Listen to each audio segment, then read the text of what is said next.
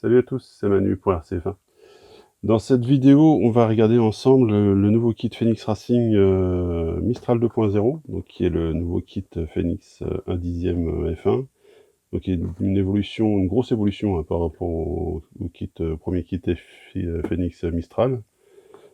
Donc ce kit a pour principale innovation donc un V-Link qui vient remplacer le pivot. On détaillera ça un petit peu plus dans l'essai final.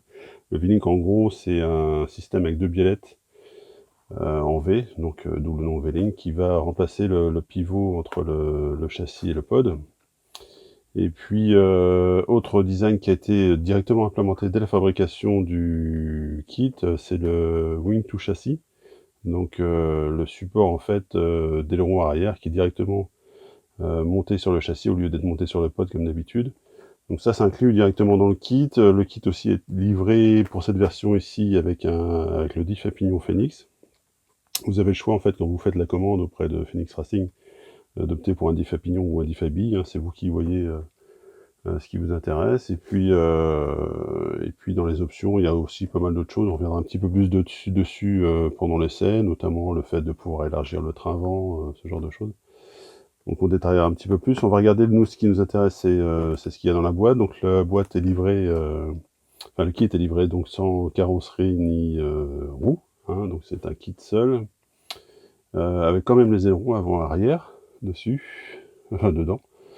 Et puis on va regarder tout ça hein, ensemble. Faut noter que, hop, donc avec l'option Wing to Châssis, il y a, elle est là d'ailleurs. Il y a une option qui permet de monter en montage standard, hein, c'est-à-dire avec l'aileron sur le pod. Donc c'est une option supplémentaire à prendre hein, si vous voulez tester les deux versions. Ça peut être pas mal de comparer. Important donc pour la version 2.0 comme ça se faisait pour le kit d'avant, la notice en fait est disponible directement sur le site Phoenix Racing. Il faudra aller la récupérer là-bas au format PDF, puis l'imprimer ou bosser sur une tablette ou un smartphone de ce truc comme ça pendant que vous montez le kit. Moi j'aurais préféré qu'ils mettent ça directement dans le manuel, directement dans la boîte, c'est quand même plus sympa pour bosser. Mais bon, petite imprimante en noir et blanc, et puis c'est parti. Il y a tout un checklist des différents sachets qui sont présents, donc normalement tout est ok. Donc pour cette version, on va regarder vite fait ce qu'il y a dedans. Donc je vous en ai parlé, donc il y a les ailerons Phoenix hein, qui sont directement dans le kit, ça c'est top. Hein, c'est des ailerons qui sont bien résistants. Alors ils sont pas réglables, il n'y a pas de réglage d'appui mais bon ils font bien leur office. Hein. Ce sont des ailerons qui sont assez costauds. Pour les avoir testés, c'est pas mal. Donc ils sont en blanc hein, dans le kit. Je sais pas si on peut demander de les avoir en noir. Je pense que en leur demandant on peut avoir ça. Donc ça c'est l'option Wing to Châssis, donc l'option montage d'aileron sur le châssis, donc qui est dans le bag le sachet G. Donc tout en carbone avec des petites colonnettes en alu là. Donc, on va tester ça, on va regarder si c'est lequel est le plus efficace entre les deux. Enfin ça va dépendre un petit peu des conditions de pige je pense. Hein. Donc là on va retrouver tout ce qui est link, supports latéraux,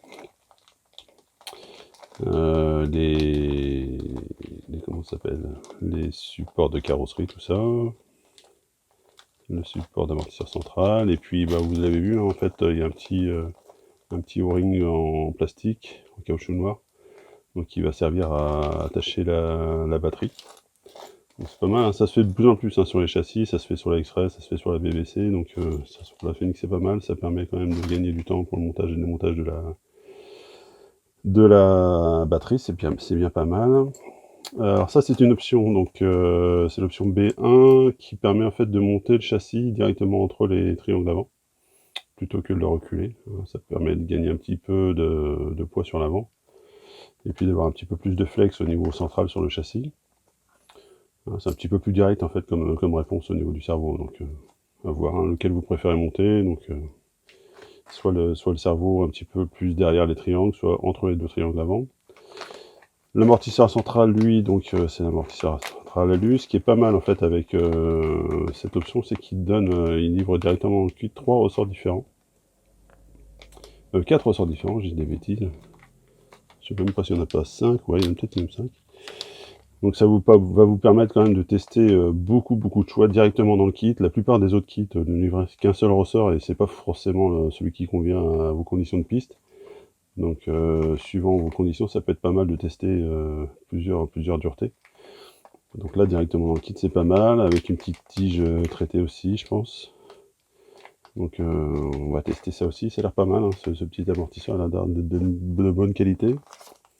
On va retrouver le support de cerveau, donc je vous l'ai montré tout à l'heure, hein, c'est les deux fonctionnalités, donc soit les monter sur une baguette comme ça en transversale, soit les monter entre les deux triangles. Donc ça c'est tout le pod arrière. On va retrouver donc sur le pod arrière le réglage de hauteur de caisse par excentrique, hein, qui se faisait avant sur les autres voitures. Donc, support de moteur en alu. Voilà. Alors les excentriques ça se fait de moins en moins, mais bon ça marche pas mal, hein, ça prend jamais de jeu, donc c'est un peu plus chiant à monter et démonter la hauteur de caisse, mais comme on roule sur caoutchouc, on y touche finalement pas si souvent que ça. Donc support de, ouais, il y a le support de d'amortisseur central, pas mal de pièces en carbone, ça a l'air assez épais, assez costaud. Donc ça c'est cool, le petit alu. On retrouve la petite pièce là pour le V-Link, hein, avec les deux réglages de. Donc il y a deux réglages en fait de hauteur de V-Link directement sur le pod, et je crois qu'il y en a 4 ou 5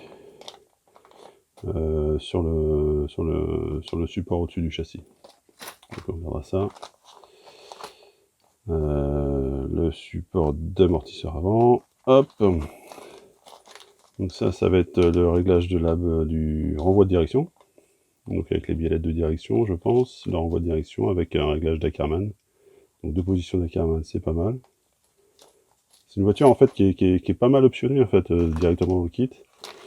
Et ça permet de vraiment bosser sur le réglage, c'est top. Le diff à pignon Phoenix. Hein, donc je vous l'avais déjà testé en vidéo il y a quelques mois. Hein, c'est un truc qui est vraiment costaud, il est vraiment super bien fait. Le seul truc, c'est que s'il nécessite pas mal d'entretien, hein, il faut le refaire régulièrement, tous les 5-6 packs. Donc si vous voulez le faire moins, bosser un petit peu moins dessus, optez plutôt pour la version à billes, hein, que la version à pignon. C'est vrai que la version à pignon offre un petit peu plus de perf, un peu plus de motricité, un petit peu plus de tenue de route au freinage et à l'accélération. Mais bon, il faut s'en occuper quoi. Du coup, c'est un petit peu plus de boulot, mais ça marche vraiment bien. Ensuite, le premier bac, du coup, lui, c'est tout le train avant. Donc là, on va retrouver les triangles inférieurs. Donc, je vous l'avais dit, en fait, il y a deux réglages de la largeur, hein, pour les triangles inférieurs. Et puis, ce qui est pas mal, c'est qu'ils ont opté, comme pour leur pancar, en fait, pour des trains avant type pancar 12e. Hein, donc avec de la chasse dynamique, avec des choses comme ça. Carrossage réglable avec des biellettes. Donc on est vraiment sur un train qui ressemble beaucoup à celui d'une pancar ou celui d'une 12e. Donc c'est pas mal, on va tester ça avec le tout monté sur ces petits supports alu là. Donc ça a l'air d'être bien costaud, avec des fusées. C'est classique en plastique. Donc on va pouvoir régler pas mal de choses. Et puis on termine donc par le châssis, donc châssis carbone classique. Voilà, il n'y a pas grand chose à dire dessus. Je pense que, parce qu'ils l'avaient sorti sur l'ancienne version en aluminium, je pense qu'ils ne tarderont pas à faire une version alu de ce châssis. Et puis des petits trucs en Phoenix Racing. Donc voilà ce qui ça donne pour le déballage du kit. Donc comme d'hab, nous on va s'attaquer doucement au montage. Je vous ferai bien sûr comme d'habitude une petite vidéo étape par étape du montage.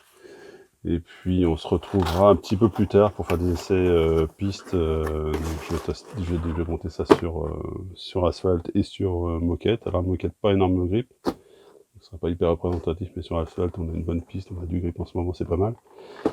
Donc on se retrouvera à ce moment-là pour faire la vidéo d'essai finale de ce kit Phoenix Racing, donc Mistral 2.0.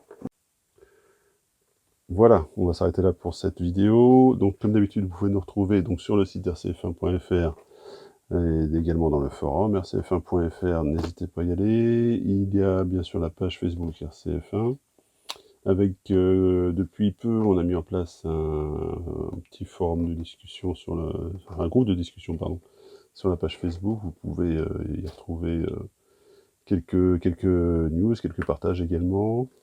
Comme d'habitude, la chaîne YouTube RCF1, donc il n'y a pas beaucoup de vidéos en ce moment sur la chaîne. J'espère que ça va changer un petit peu, si je vais avoir un petit peu plus de temps. Si mon agenda le permet, puisque niveau pro, c'est un petit peu chargé en ce moment. Donc, si on va avoir sûrement le test donc de la Phoenix à finir, on a le test de la F103 GT qui va pas tarder à arriver non plus. Et puis voilà, je crois on va se laisser là pour cette vidéo. Donc la prochaine vidéo, la vidéo de montage, et on se dit bien sûr, comme d'habitude, à la prochaine fois. Allez, salut!